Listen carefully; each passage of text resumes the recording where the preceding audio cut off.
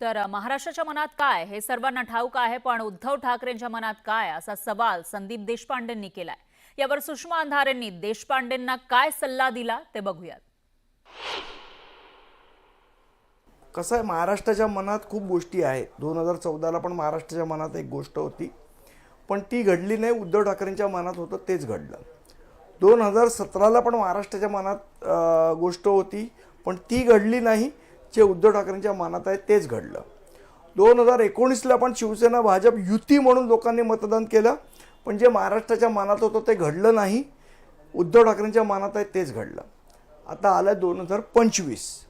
आता महाराष्ट्राच्या मनात काय आहे सगळ्यांना माहिती आहे, पण ते महाराष्ट्राच्या मनातलं घडतंय का उद्धव ठाकरेंच्या काय मनात आहे तेच घडतंय ते आता येणारा काळ ठरवेल। मला असं वाटतं त्याच्यासाठी वाट बघू। त्यांनी सांगितलं काही संदेश नाही तर थेट बातमी देणार, तर वाट बघा, वाट पाहूया। रीतसर प्रस्ताव जाण्यासाठी किंवा काही अडचण आता असेल तर मला वाटतंय संदीप देशपांडे सारख्या लोकांची अडचण आहे का असं आता खेदाने म्हणावं लागतंय। त्यामुळे संदीप देशपांडेंनी विनाकारण अपशब्दाची वाटणी ज्याला म्हणतात ती अपशब्दाची वाटणी स्वतःच्या डोक्यावर घेऊ नये। पांडेंच्या म्हणण्यापेक्षा सुद्धा आपण जास्त महत्त्व दिलं पाहिजे ते अमित ठाकरे यांच्या स्टेटमेंटला आणि आदित्य ठाकरे यांच्या स्टेटमेंटला।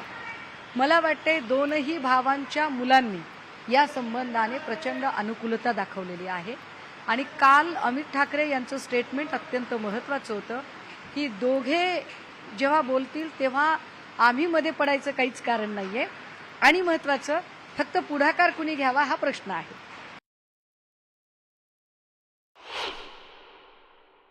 ते एवढे पत्रकार बसलेले, जे महाराष्ट्राच्या मनात आहे ते होईल असं ते म्हणाले। एखादा माणूस एवढा कोड्यात का बोलतो मला कधीच कळलं नाही। म्हणजे युती होईल, तुम्ही काळजी करू नका, वाट बघा, आम्ही संदेश नाही तर बातमी देऊ, एवढं बोलले असते तर मोठे। महाराष्ट्राच्या मनात होईल म्हणजे काय काय एवढं त्याच्यात पण कोडं काय, म्हणजे हे कोडं टाकण्याचे जे प्रकार आहेत ना, काय शाळेत आहोत आपण, नुसती कोडी सोडवत बसायची रोज हे बसलं आहे। हा पण तो कशाला सस्पेंड नाही त्या गोष्टी। आम्ही सर्वार्थाने पुढाकार दाखवलेला आहे। आमच्याकडून आम्ही आमच्या परीने सगळीकडून मैत्रीचा हात पुढे केलेला आहे। वाईस वर्षा माझी विनंती असेल, आपल्या माध्यमातूनही विनंती असेल की जे तिसऱ्या आणि चौथ्या फळीतले जे लोक आहेत, मग ते आमच्याकडचे असतील किंवा ते त्यांच्याकडचे असतील, यांनी अनावश्यक कमेंट करणं टाळावं। जेव्हा दोन नेते वरिष्ठ पातळीला बोलत आहेत आणि त्यांची काही चर्चा होत आहे, मुळात दोघे एकमेकांचे भाऊ आहेत, दोघांकडे एकमेकांचे फोन नंबर आहेत,